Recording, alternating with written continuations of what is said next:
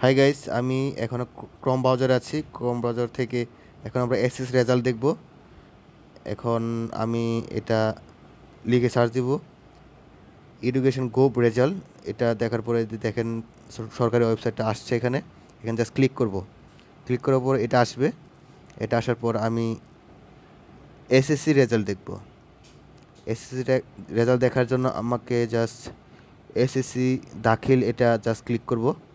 তারপর আপনারা যেটা চান, আপনার চাইলে ইন্টারেটাও দেখতে পারেন, এইচএসসিও, আবার এইচএসসি বিএম আছে, এটাও দেখতে পারবেন।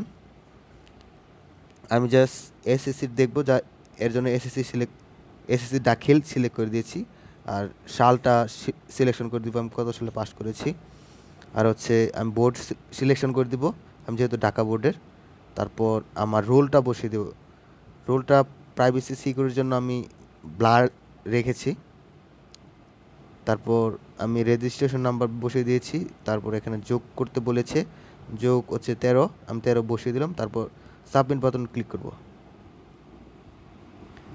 এই যে দেখতে পাচ্ছেন রেজাল্ট এসে গেছে। এইভাবে আপনারা রেজাল্ট দেখতে পারবেন, মোবাইলেও দেখতে পারবেন একই সিস্টেমে। সরকারি ওয়েবসাইট সব একইভাবে দেখা যায়। এই ছিল আমার আজকের ভিডিও। ধন্যবাদ।